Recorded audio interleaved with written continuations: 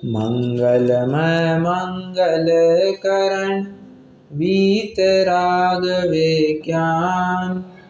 नमो ताहि जात भय अरहंतादि महान। करि मंगल करि हो महा ग्रंथ करन को काज। जात मिले समाज सब पावे निज पद राज। मिथ्या भाव अभाव तय जो प्रगट निज भाव। सो जयवंत रहो सदा यही मोक्ष उपाय।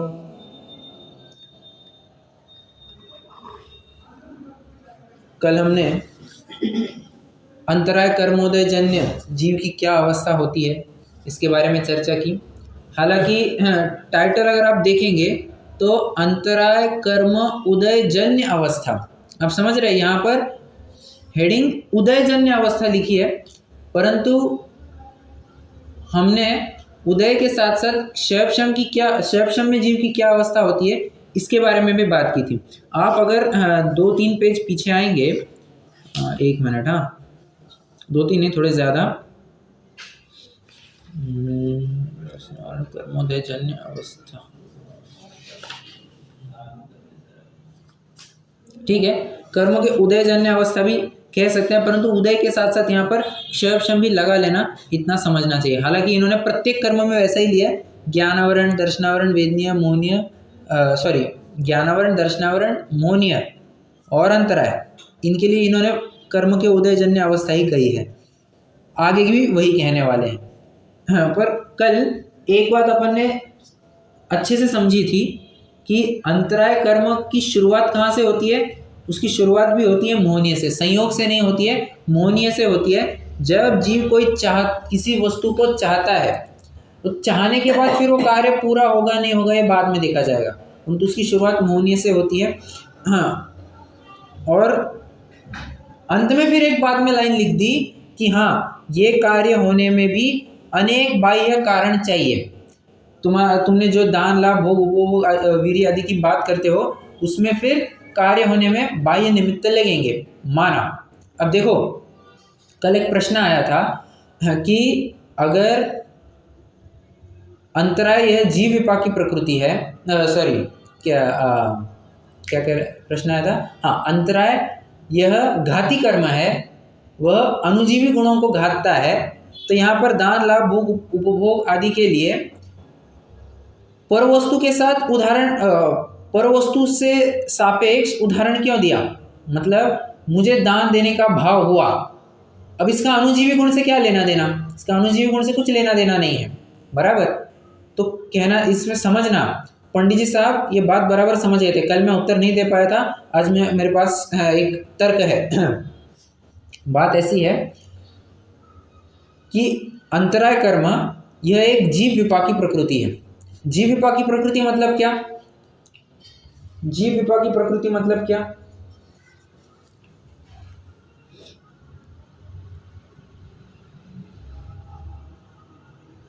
बताइए, प्रवेशिका में पढ़े हैं यार। हाँ।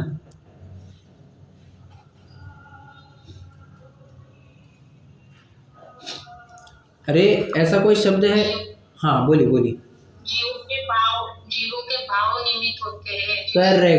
करेक्ट। जीव के भावों की प्रधानता पाई जाती है, मतलब ये पूरा निर्भर करता है कि जीव के परिणाम कैसे हैं, और बस यही बात उन्होंने चाहना। आप इसमें मोहनीय की भी बात ले सकते हैं, और जीव का वो परिणाम है, विकृत परिणाम है जो वहां पर लगा लिया है, ठीक है। अब ये जीव का विकृत परिणाम ही जीव के अनुजीवी गुणों का घात करता है। अब समझ में आया क्या, मतलब किसी गरीब को मैं कुछ दान दे दूं, ठीक है, तो ये क्या है, दानांतराय कर्म का क्षयक्षम जरूर कहेंगे कि आपने किसी को दान दिया, ठीक है। अब समझना, आपने दान देने की इच्छा की, दान देना चाहा, ये जीव का अपना परिणाम है, और वो परिणाम ही वो मोहनीय के उदय जनित है, और वही आपके अनुजीवी गुणों को घातता है। अब समझ में आया। हाँ, कल शायद कोमल जी आप नहीं थे, और शशि जी और कुमकुम जी, आपको समझ में आया क्या? जी भैया जी। बस यही तर्क है कि मैंने कल का लेक्चर सुना भैया। अच्छा, सुना क्या? Good good. हाँ, तो एंड में क्या क्वेश्चन आया था वो भी आपको समझाना। हाँ भैया जी। Good good. तो हाँ, उत्तर फिर से कहना चाहूँगा, एक ही है कि ये जीव विपाकी प्रकृति है, और जीव विपाकी प्रकृति मतलब पूरा जीव के परिणामों से संबंध रखता है, और जीव के परिणाम यहाँ पर विकृत हो, उसने कोई चाह की कि मैं अमुक विषय को भोगूं, अमुक विषय का उपभोग करूं, अब ये जीव का परिणाम है, परंतु कैसा है? विकृत परिणाम है। अब यही विकृत परिणाम जीव के अणुजीवी गुणों को घातता है। बस इस प्रकार से हम कहते हैं, देखो, संयोग के निमित्त से कोई जीव के अणुजीवी गुणों का घात नहीं हुआ है, तत्संबंधी जीव का जो परिणाम है वो जीव को घातक है। ठीक है, अंतरय कर्म के संबंधी ये बात बिल्कुल से समझ लेना। आज हमें वेदनीय कर्म से जो जीव की अवस्था होती है, वेदनीय कर्मोदय जन्य जीव की अवस्था, इसके बारे में चर्चा करनी है। देखिए, एक सरल सा प्रश्न है, आपको जितने भी आपके वस्तु आजू बाजू में मिली है, आपका पति है, आपकी पत्नी है, जो कोई भी है, आपके बच्चे हैं, आपके माता पिता है, सास है, ससुर है, जो कोई भी है, नाती पोता है, या जितनी भी वस्तुएं भी आपके सामने, जो मोबाइल है, लैपटॉप है, जो कुछ भी हो, ग्रंथ है, ये किससे मिला है? किसकी वजह से मिला है?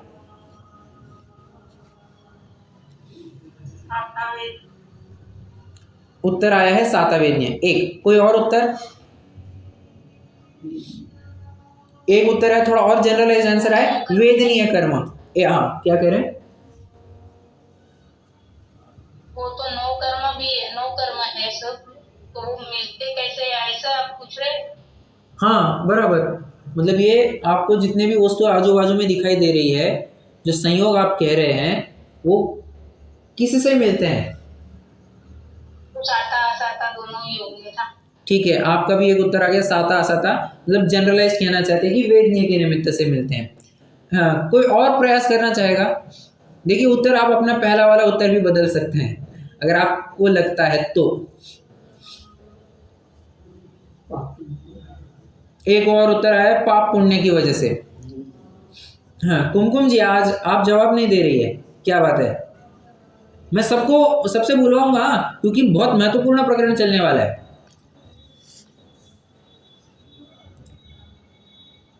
वेदनीय ही लग रहा है। वेदनीय ही लग रहा है, ठीक है। हाँ, वेदनीय के दो भेद कौन से हैं? साता वेदनीय और असाता वेदनीय। मुझे बताना। इसमें भी मेन तो मिथ्यात्व भी जाएगा, मोहन तो जाएगा ही जाएगा ना, मोहन की वजह से मिला, उसके बाद अच्छा, साता साता साता जो होती है उसके संयोग में वो वेदनीय में जाएगा, उसकी वजह से जो साता साता मिल रही है वो वेदनीय में जाएगा, वैसा मोहन जाएगा। देखिए, सबका लगभग एक स्वर से ये उत्तर आया है कि मोहनीय से मिलते हैं और वेदनीय से नहीं। वेदनीय से वो साता असाता जो आप देखते हैं वो वेदनीय से, परंतु संयोग मिलते हैं मोहनीय से। खरेखर विचार करें, मोहनीय भी आपको संयोग नहीं देता है। क्यों?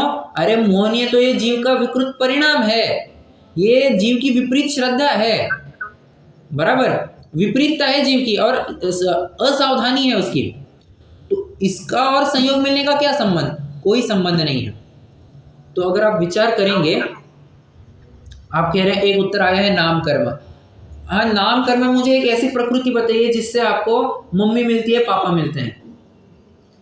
नहीं सोच रही हूँ मैं, साथियों के संयोग तो उससे ही मिलते हैं ना, गोत्र से भी नहीं मिलेगा, आयु से भी नहीं मिलेगा, वेद से भी, फिर संयोग। तो जो बचा वो नाम कर्म के खाते में डाल दो, बचा वो नाम कर्म के खाते में डाल दो, ऐसा। अरे नाम कर्म एक प्रकार से बड़ा बदनाम है, कुछ नहीं दिखे, संयोगों की बात करिए, डाल दो नाम कर्म के खाते में, हम बड़ा बदनाम हो जाता है नाम कर्म। खैर, परंतु आप थोड़ा गहराई से विचार कीजिए। नहीं, ये चर्चा होनी बहुत आवश्यक है और गलत उत्तर आने भी बहुत आवश्यक है, क्योंकि ये भ्रम प्रत्येक जीव का होता है। मैं जब मुझे इन बातों का ज्ञान नहीं था, मैं भी ऐसे ही कहता था। हाँ, बाकी आप किसी और को पूछेंगे वो भी यही कहेगा, परंतु इसमें गहराई है। आपको नाम कर्म की 93 प्रकृतियों में से एक भी ऐसी प्रकृति नहीं मिलेगी कि मम्मी नाम कर्म या पापा नाम कर्म, ऐसा कोई नाम कर्म नहीं है, या दादी नाम कर्म, पोता नाम कर्म, ऐसा कुछ भी नहीं है। नाम कर्म solely and wholly is attributable for your शरीर, आपके शरीर से संबंध रखता है। आपके शरीर के थोड़े बाहर चले गए, ये घर परिवार कपड़ा मकान जो कुछ भी है, उससे नाम कर्म का कुछ भी लेना देना नहीं है। ठीक है, तो समझना, संयोग, तो फिर संयोग किसी कर्म के उदय से नहीं मिलता है क्या? नहीं, संयोग किसी भी कर्म के उदय से नहीं मिलते। तो ये साता असाता की क्या बात हुई, समझना। संयोग भी क्या है, जो वस्तु हमारे सामने है वे तो जहां की तहां है, बस बात इतनी है कि वो सामने जो वस्तु है, जब तुम्हें उसमें इष्ट अनिष्टपना लगने लग गया, तुम्हें वो अनुकूल लगने लग गई, तो तुम कहते हो कि ये वस्तु मेरी है। और जब तुम्हें लगता है कि नहीं ये वस्तु खराब है, ये वस्तु मुझसे दूर होनी चाहिए, ये वस्तु मेरी नहीं है, बस इतनी सी बात है। ये पूरा खेल परिणामों का है। वेदनीय कर्म खरेखर विचार करेंगे, ये जीव विपाकी प्रकृति है।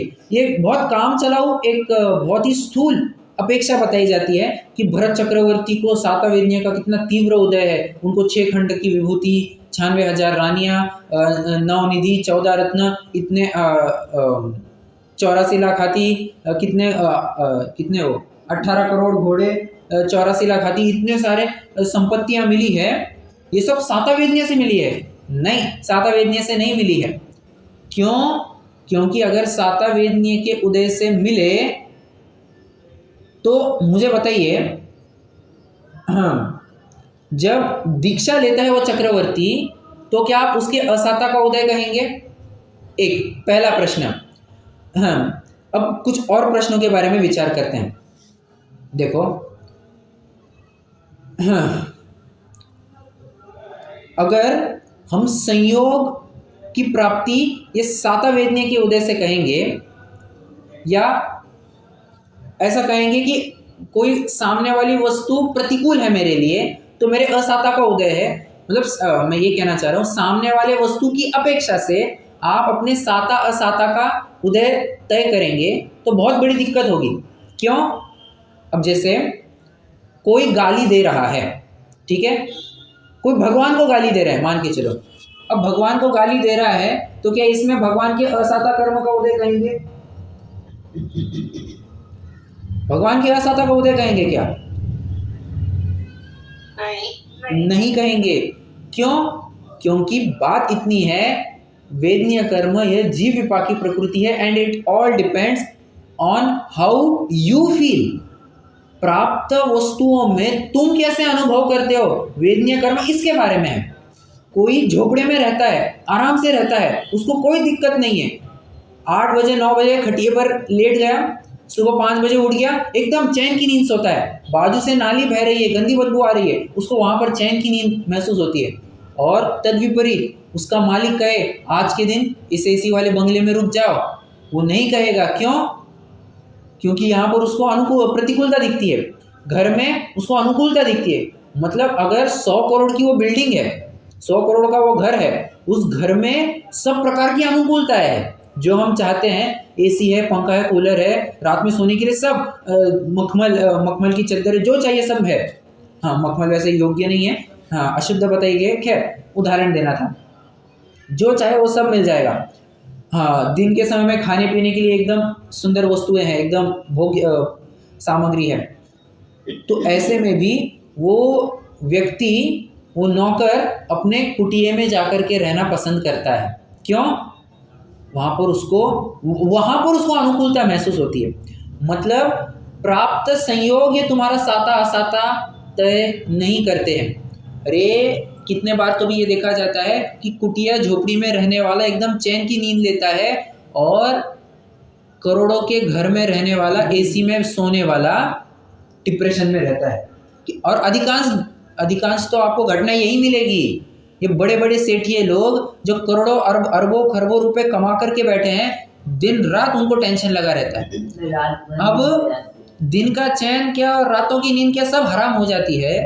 अब आप कहेंगे उनको तो सब सामग्रियां मिली है, उनको क्या कमी है। तो यहीं पर बात आकर के अखरने लगती है कि क्या वेदनीय कर्म से संयोग मिलते हैं, तो वेदनीय कर्म से संयोग नहीं मिलते हैं। इतनी बात पकड़ के चलना, इतनी बात समझ करके चलना। प्राप्त वस्तु है, जब जो वस्तुएं तुम्हारे सामने है उसमें तुम कैसे अनुभव करते हो, ये वेदनीय कर्म का काम है। तुम्हारी पत्नी मिली है, जैसे शादी हुई अच्छी लगने लग गई थी, शादी के बाद झगड़ा होने लग गया, वही पत्नी खराब लगने लग गई, ये क्या है। वही पति खराब लगने लग गया, ये क्या है। मतलब ये पूरा खेल मानसिकता का है। ये आप कैसे उस परिस्थिति में अनुभव, मैं बार बार अब एक ही पद रिपीट करूंगा क्योंकि ये पद आपको मुंह जबानी रट लेना चाहिए। वेदनीय कर्म is all about how you feel, आप उस परिस्थिति में कैसे अनुभव करते हैं, ये वेदनीय कर्म निश्चित करता है। फिर उसके अनुसार आप कहेंगे कि उसके साता वेदनीय का उदय है, असाता का उदय है। जैसे मैंने अभी कहा ना, कोई कुटिया में रह करके सुख चैन अनुभव करते तो उसके साता वेदनीय कहा जाएगा। कोई एसी में रह करके डिप्रेशन में, उसके असाता का उदय कहा जाएगा। ठीक है। हाँ, और कोई मारवाड़ी सेठ है। अब मारवाड़ी सेठ की वो कथा सभी को पता है कि एकदम मारवाड़ी सेठ के घर कभी भी जब भी हलवा बनता है तो हलवे में वो कभी भी हलवे का स्वाद नहीं ले पाता। वो विचार करता है, ओ इसमें 1000 रुपये किलो इतना शुद्ध घी लगा है, इसमें इतनी बादाम लगी है, इतनी गुड़ लगी है या शक्कर लगी है, इतनी मेहनत लगी है। वो कॉस्ट का विचार करता है, वो कभी भी हलवे का स्वाद ले ही नहीं पाता। अब ये क्या कहेंगे, ये इसके असाता का उदय है, हलवे का स्वाद नहीं ले पा रहा है। स्थूल उदाहरण है। हाँ, और जो गरीब है जिसको सूखी रोटी मिली है वो कहता है, आह आज सूखी रोटी मिल गई, आज के दिन की रोटी मिल गई, आज काम हो गया, उसके साता वेदनीय का उदय है। समझ में आ रहा है। हर परिस्थिति में आपको विचार करना है कि आप कैसे विचार करते हैं, तो फिर तय करिए कि ये मेरे साता का उदय है या असाता का उदय। अब आप एक एक्टिविटी कर सकते हैं। दिन भर में आपके साथ जो घटनाएं हुई है, जिस व्यक्ति के साथ हुई है या जिस वस्तु के साथ हुई है, अब विचार करना कि क्या ये मेरे साता का उदय था या असाता का उदय है। क्या मुझे मोबाइल मिला है, ये मेरे साता का उदय है या असाता का उदय है। किसी को नया मोबाइल मिल गया, किसी को नया लैपटॉप मिल गया, किसी को नई गाड़ी मिल गई, क्या ये मेरे साता का उदय है या असाता का उदय है। ये गाड़ी 1 करोड़ रुपए की है, BMW की, मर्सिडीज की 1 करोड़ रुपए की गाड़ी है। कल भी अपन गाड़ी का उदाहरण ले रहे थे, आज भी उदाहरण लेते हैं गाड़ी का। अब बात ऐसी है, जितनी महंगी गाड़ी उतने उसके खर्चे ज्यादा, इसलिए तो बड़ी गाड़ियों को सफ़ेद हाथी कहा जाता है। उसको पालने पोसने के लिए बहुत मरम्मत करनी पड़ती है, बहुत खर्चा करना पड़ता है। गाड़ी 1 करोड़ की, उसको अगर कोई टच भी कर जाए ना, उसका एक टच हजारों और लाखों रुपए में जाता है। इतना मेंटेन करना पड़ता है गाड़ी को। हाँ, जबकि गाड़ी में बैठने पर वो व्यक्ति और क्या कहूँ मैं, प्रतिकूल महसूस करता है। कोई गाड़ी को आकर के ठोकर ना लगा दे, कोई गाड़ी को आकर के ठोकर ना, प्रतिपल ये विचार करता है। गाड़ी चलाते वक्त भी एकदम संभल कर। भले आदमी जब 1 करोड़ दे करके तुमने एसेट नहीं, तुमने लाइबिलिटी ले ली है, तुमने कोई वस्तु तुमने कोई प्रॉपर्टी नहीं, तुमने तो क्या कहना चाहिए अभी, मुझे वो शब्द नहीं याद आ रहा है। एक ऐसी वस्तु लेकर के आए हो जो तुम्हें बार बार लगातार प्रतिकूलता दे, तो वो काहे का सुख देगी, सुख देने में संभव ही नहीं है। कुल मिलाकर के निष्कर्ष क्या है, निष्कर्ष यही है कि वेदनीय कर्म साता वेदनीय का है, हमारे साता वेदनीय का उदय है या असाता का उदय है, ये आप वर्तमान में कैसे अनुभव करते, मतलब उस परिस्थिति में कैसे अनुभव करते हैं, ये निश्चित करेगा। कितने जन को अभी लग रहा होगा, यार बहुत बोर मार रहा है श्रेयांश, कितना बोर मार रहा है, कुछ समझ में नहीं आ रहा है, छोड़ो अपन छोड़ करके चले जाते हैं, कहाँ यहाँ पर आ गए, असाता वेदनीय का उदय। कितनों को लगेगा अच्छा बता रहा है, सुनने लायक है, कुछ नई बात मिल रही है, तो यहाँ पर बैठे रहना चाहिए, ये साता वेदनीय का उदय। ठीक है। अब आप विचार करना आपके साता का उदय या असाता का उदय, ना आपको बोलना है ना मैं कहूँगा, ठीक है। ये आप निर्णय कीजिए आपके साता का उदय या असाता का उदय है, ठीक है। वैसे मजाक था। साता का उदय किया मैंने वैसे ही मजाक में कह दिया, पर मुझे तो सिद्धांत क्या घटित करना है कि आप परिस्थिति में कैसे अनुभव करते हो वो आपको निर्भर करता है। क्योंकि विचार कीजिए ना, अभी मैंने आपको गाड़ी का उदाहरण दिया, वही गाड़ी में वो ड्राइवर भी बैठे, वही गाड़ी में मालिक भी बैठे, ठीक है। हाँ, गाड़ी को ठोकर लग जाए, ड्राइवर को कुछ लेना देना है? ड्राइवर को कुछ लेना देना है क्या? कोई पीछे से आकर के गाड़ी ठोक दे, ड्राइवर को कुछ लेना देना है? नहीं। मालिक को कुछ लेना देना है? हाँ, मालिक को बहुत लेना देना है। वो कहता है कहाँ से आकर के गाड़ी ठोक दी, दिमाग का दही हो रहा है, अभी बहुत दिक्कत हो रही है, तो उसके असाता, गाड़ी उसके लिए असाता का उदय है, जबकि वो गाड़ी इसके लिए, ड्राइवर के लिए असाता, वो गाड़ी ठोक दिया, उसको मालिक देखेगा मुझे क्या करना है। अच्छा, अब इसको थोड़ा सा उल्टा विचार करते हैं, समझना। यदि वो BMW, यदि वो मर्सिडीज, यदि वो ऑडी वास्तव में साता वेदनीय के निमित्त से होती, तो आपको मालिक के साथ साथ उस ड्राइवर का भी बराबरी का साता वेदनीय का उदय मानना पड़ता, जो कि संभव नहीं है। फिर से यदि हम कहेंगे कि ये संयोग मिले हैं, अच्छे संयोग मिले हैं, ये हमारे साता के उदय से मिले हैं, ये गाड़ी मिली है, ये साता के संयोग से मिली है, साता के उदय से मिली है, तो क्या आप ये मानने को तैयार है कि उस गाड़ी में जो बैठने वाला ड्राइवर है उसके भी बराबरी के पुण्य का उदय है जितने मालिक का है? क्या ये संभव है? नहीं, संभव नहीं है, ठीक है। हाँ, मतलब हर प्रकार से बातें विचारनी है। यहाँ पर पंडित जी साहब आए बताएंगे, यहाँ पर अचेतन वस्तु और चेतन वस्तु, जैसे अपन ने देखा था ना, कहाँ पर, कषायों में देखा था, ये चेतन वस्तु के साथ कैसे रिएक्ट करता है, अचेतन वस्तु के साथ कैसे रिएक्ट करता है, इसके बारे में कषाय के संदर्भ में बहुत विस्तार से चर्चा की पंडित जी साहब ने। यहाँ पर भी कुछ उन्होंने अचेतन वस्तुएं ली, कुछ चेतन वस्तुएं ली, कि उन परिस्थितियों में जीव कैसे अनुभव करता है। हाँ, और थोड़ा सा आधार देना चाहूँगा, ये अपने सदाशिव दास जी। कौन सदाशिव दास जी? अब आप कहेंगे हाँ, कोई तो भी ऐसे पंडित जी थे जिन्होंने हमें कुछ एक ग्रंथ पढ़ाया था। कौन थे वे? हाँ, भूलना नहीं, रत्नकर्ण श्रावकाचार्य के जो जिन्होंने वचनिका लिखी है, पंडित सदाशिव दास जी। तो वे बात लिखते हैं, अपनी वचनिका में एक बात लिखते हैं, हाँ, कि बिना प्रयोजन के कोई कुछ भी नहीं करना चाहता। कौन ऐसा व्यक्ति है जो जेठ की कड़ी दोपहरी में बाहर धूप में बैठना चाहता है? कौन बैठना चाहेगा? परंतु अगर आपको ज्वर हुआ है तो आप अवश्य बैठना चाहेंगे। हाँ, किसी को अगर शीत ज्वर हुआ है, बहुत ठंडी होकर के आई है, शीत ज्वर जिसे कहते हैं, तो अवश्य ही बाहर बैठना चाहेगा। किसी के आंखों नेत्र रोग हुआ है तो कौन अपनी आंखों को अपनी आंखों को कौन अंजना चाहता है? कोई नहीं। परंतु अगर आपको नेत्र रोग हुआ है तो बराबर से वो काम कर लेते हैं। मतलब जो बातें प्रतिकूल लगती है वो अब सब अनुकूल लगने लगती है। क्यों? शरीर का स्वास्थ्य बना रहेगा। एक और उदाहरण देते हैं, वहां पर थोड़ा सा खराब लगेगा बट है, उदाहरण है ऐसा। वे कहते हैं, हाँ, कर्णशूल हुए बिना अपने कान में कौन बकरे का मूत्र डलवाता है? हाँ, अब कितनी खराब बात लगती है अपने कान में किसी का मूत्र डलवाना, कितनी गंदी बात लगती है। परंतु कर्णशूल नाम का एक ऐसा रोग है जहां पर उपाय के रूप में यही बताया जाता है कि आपको कान में बकरे का मूत्र डालना है।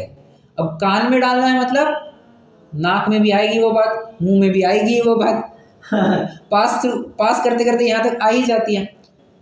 हाँ, मतलब विचारणीय बिंदु है।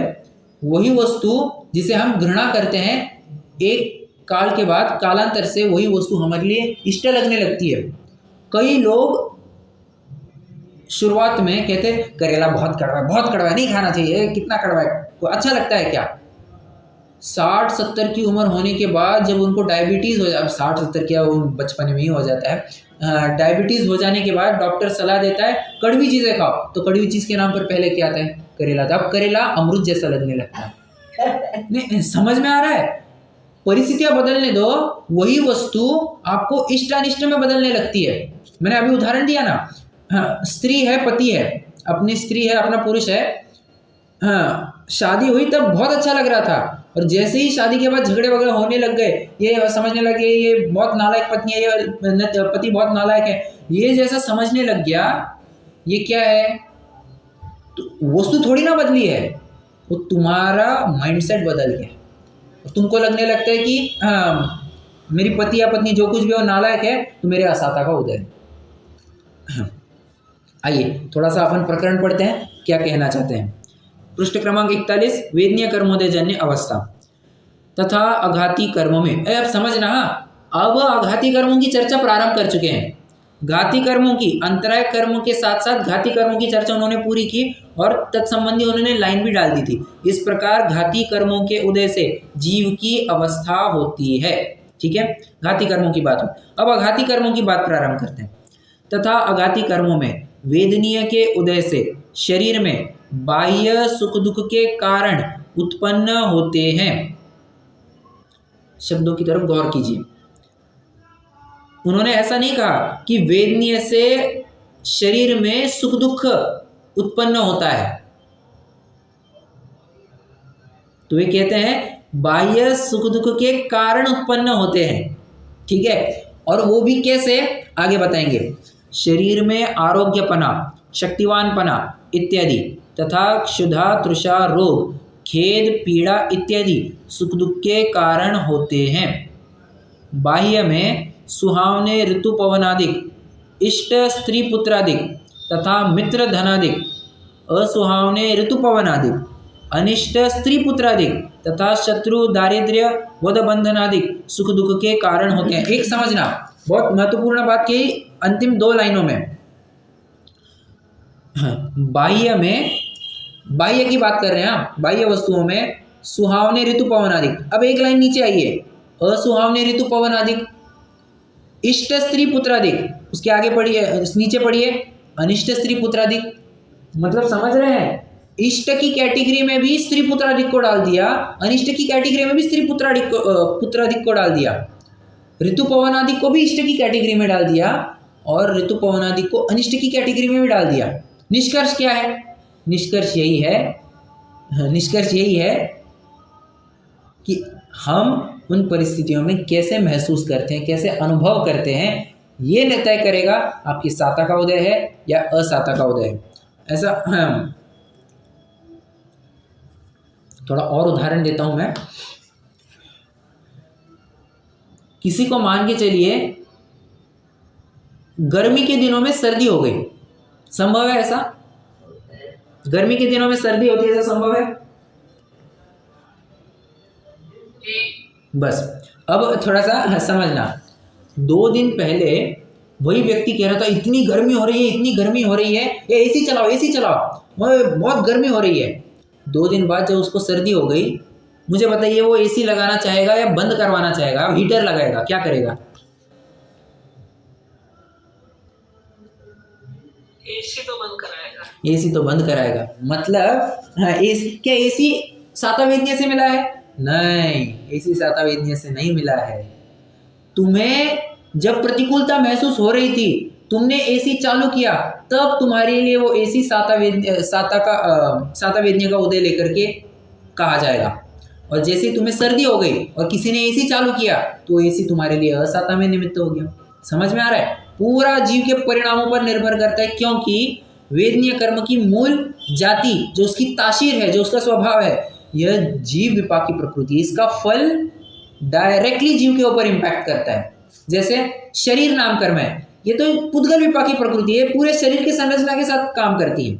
भव विपाकी, जैसे 4 आयु है, ये भव विपाकी, ये पूरा नवीन भव में जाने के बाद उसका फल पता चलता है। क्षेत्र विपाकी, जितनी भी नाम कर्म में जो 4 गत्यानुपूर्वी है, मनुष्य गत्यानुपूर्वी, देव गत्यानुपूर्वी, तिर्यंज गत्यानुपूर्वी, नरक गत्यानुपूर्वी, 4 गत्यानुपूर्वी है। एक क्षेत्र विपाकी है, जो मात्र विग्रहवती के काल में पाए जाते हैं, और मतलब क्षेत्रांतर के काल में पाए जाते हैं। और जीव विपाकी प्रकृतियां वे है जिनका फल या जिनका उदय डायरेक्टली जीव के परिणामों से संबंध रखता है। कुल मिलाकर के एक बात कहते हैं कि जीव विपाकी प्रकृति is all about how you feel. आप कैसे उन परिस्थितियों में स्वयं को अनुभव करते हैं उसके ऊपर तय होगा आपका साता वेदनीय का उदय है या असाता वेदनीय का उदय। अब आपको लगेगा यार क्या बार बार ये लाइन रिपीट कर रहे हैं, बार बार लाइन रिपीट करनी पड़ती है, क्योंकि अगर मैं ये लाइन रिपीट नहीं करूँगा ना तो ये बात याद नहीं रहेगी। और क्या है, जितनी दफ़ा रिपीट करेंगे उतने ज़्यादा बार आपको अच्छे से धारणा में बनी रहेगी, तो आप ज़्यादा लंबे काल तक रिटेन कर पाएंगे चीज़ों को। ठीक है, इसलिए मैं रिपीट कर रहा हूँ, वो एक ही पंक्ति में बार बार रिपीट कर रहा हूँ और इस प्रकरण में उतना बनता है। चलिए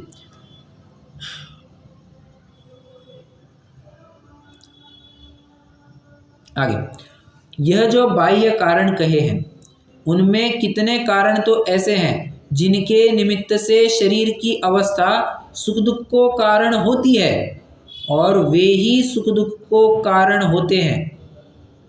क्या हो गया, फिर से यहाँ यह जो बाह्य कारण कहे हैं उनमें कितने कारण तो ऐसे हैं जिनके निमित्त से शरीर की अवस्था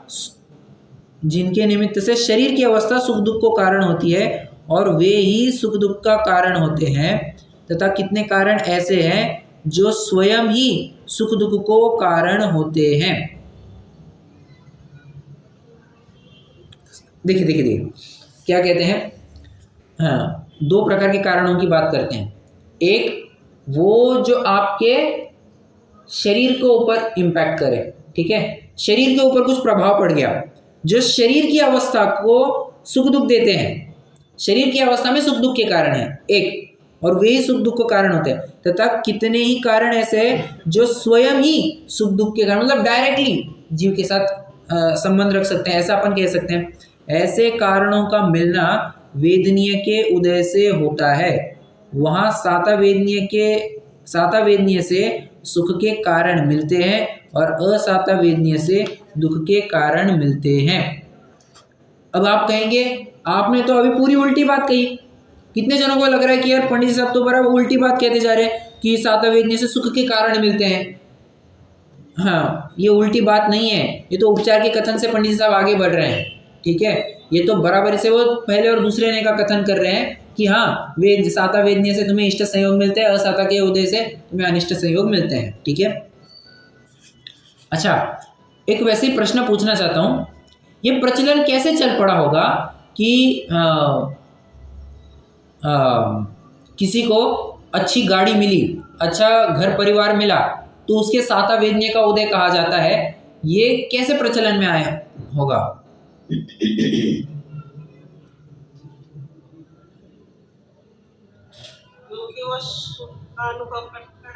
करेक्ट। प्रायः ऐसा देखने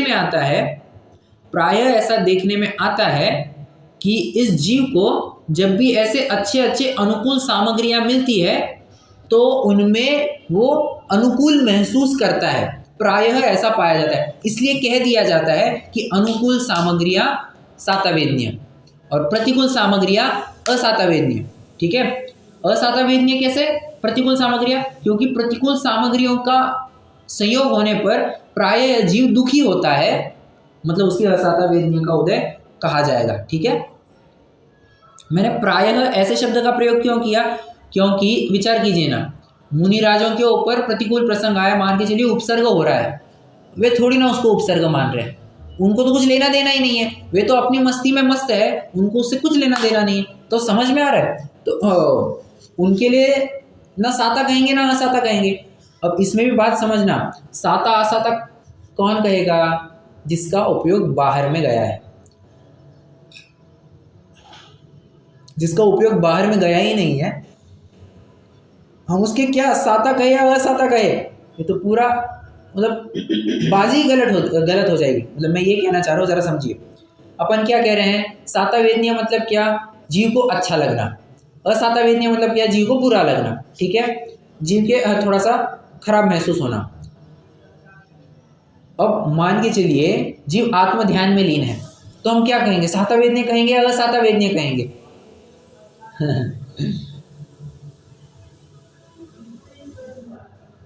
विचारणीय बिंदू है बहुत।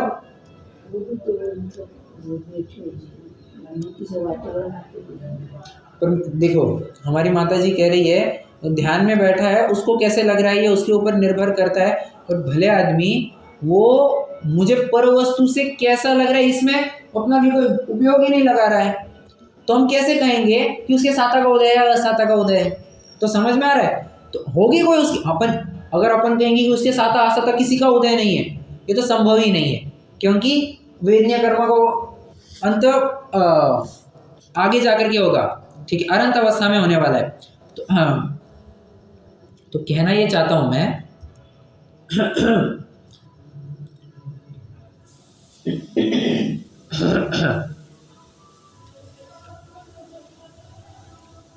हाँ, तो कहना ये चाहता हूं कि कर्म का उदय होगा सो होगा। मुनिराज तो घटित होते हुए प्रसंग में ये विचार ही नहीं करती कि मेरे साता का उदय है असाता का उदय, मुझे अच्छा है या बुरा है। अरिमित्र महल मसान कंचन कांच निंदन तुतिकरण अर्घावतारण असी प्रहारण में सदा समता धरण में हमेशा समता भाव धारण करते हैं। उनको उससे कुछ लेना देना नहीं है, ये व्यक्ति या ये वस्तु मेरे लिए सुख का कारण है या दुख का कारण है, इससे मुझे अच्छा लगेगा या बुरा लगेगा, इससे उनको कुछ लेना देना नहीं है। ठीक है,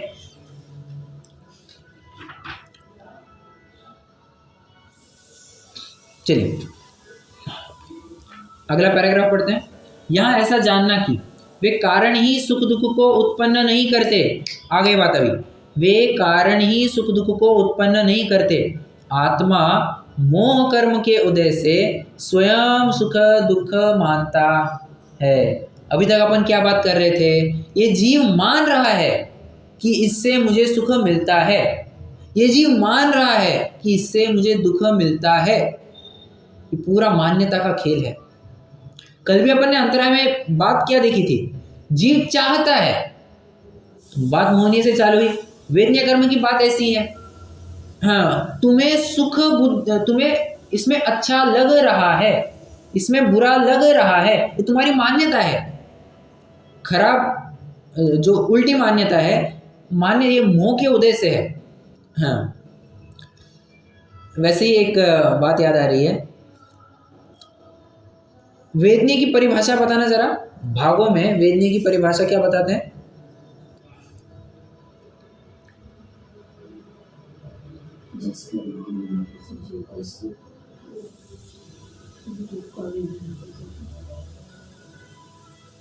वेदनीय की परिभाषा क्या है?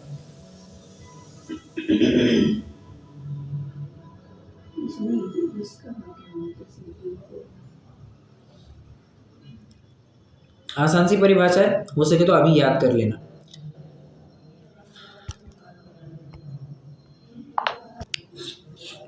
परिभाषा ऐसी है, जब हाँ नहीं नहीं नहीं, जब मोहनीय कर्म के उदय से जीव को इष्ट अनिष्ट कल्पना होती है, तब उस इष्ट अनिष्ट कल्पना होने में जिस कर्म का उदय निमित्त होता है उसे वेदनीय कर्म कहते हैं। शुरुआत कहाँ से की? मोहनीय कर्म के उदय के निमित्त से। चालू मोहनीय से वो की है उन्होंने, मतलब हाँ, वेदनीय अपना पूरा काम मोहनीय की सत्ता में, मोहनीय की हयाती में ही करता है। इतना जोर दिखाता है कि पूछो मत। और जैसे ही मोहनीय खत्म, साता क्या असाता के कुछ मतलब मायने ही नहीं रखता। असाता वैसे ही खत्म हो जाती है। 13वें गुणस्थान में तो मात्र साता वेदनीय का ही उदय होता है, वहां पर असाता का उदय तो कुछ होता है नहीं। हाँ, तो कहने का तात्पर्य मेरा इतना ही है, हाँ, कि वेदनीय कर्म का काम ये मोहनीय से बंधा है। अगर मोहनीय कमजोर है तो वेदनीय भी कमजोर है, वेदनीय भी अपना ज्यादा असर नहीं दिखाएगा। मोहनीय ज्यादा है तो वेदनीय भी अपना तीव्र असर दिखाएगा। बस यही बात कह रहे हैं। वहाँ वेदनीय कर्म के उदय का और मोह कर्म के उदय का ऐसा ही संबंध है। जब साता वेदनीय का क्या है, जब साता वेदनीय का उत्पन्न किया बाह्य कारण मिलता है, तब तो सुख मानने रूप मोह कर्म का उदय। देखो बात आ गई, सुख मानने रूप, ये तू मान रहा है कि इसमें सुख है, और जब असाता वेदनीय का उत्पन्न किया बाह्य कारण मिलता है तब दुख मानने रूप मोहनीय कर्म का उदय होता है। कुल मिला करके जो तेरी इच्छा है, जो तेरी चाह है, जो तू तेरी मान्यता है, ये सब मोहनीय कर्म है, ये सब मिथ्यात्व है। हाँ, देखिए ना, जब भी अपन 8 कर्मों की गिनती बताते हैं तो कैसे कहते हैं? ज्ञानावरण, दर्शनावरण, वेदनीय, मोहनीय, आयु, नाम, गोत्र और अंतराय। हाँ, अंतराय कर्म घाती होने के बावजूद भी उसको सबसे अंत में रखा। वेदनीय कर्म अघाती होते हुए भी उसको घाती कर्मों के बीच में शामिल किया। ऐसा क्यों? क्योंकि मैंने अभी अभी जैसे कहा, वेदनीय कर्मों का पूरा काम मोहनीय की सत्ता में ही चलता है। ठीक है,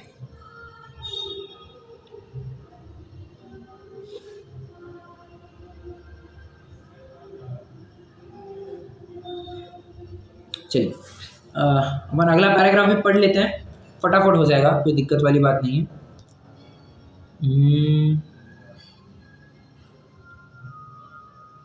तथा यही कारण किसी को सुख का, किसी को दुख का कारण होता है। बराबर, जैसे किसी को साता वेदनीय का उदय होने पर मिला हुआ जैसा वस्त्र सुख का कारण होता है, वैसा ही वस्त्र किसी को असाता वेदनीय का उदय होने पर मिला सो दुख का कारण होता है। इसलिए बाह्य वस्तु सुख दुख का निमित्त मात्र होती है। सुख दुख होता है वह मोह के निमित्त से होता है।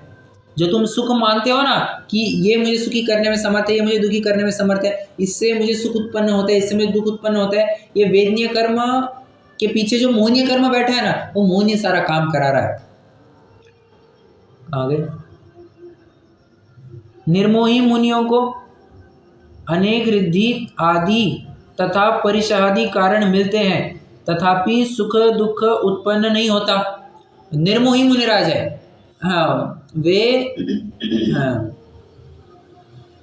चाहे लाख प्रयास करे, वे कभी भी डोलायमान नहीं किए जा सकते, कभी विचलित नहीं होते अपने ध्यान से। जो ध्यान धारण धीर है, अब उनको कितने भी संयोग आए, कोई व्याघ्र आकर के उनके शरीर को खा दे, कोई आकर के उनकी आरती उतारे, उनको कुछ मतलब नहीं होता है। ये क्यों?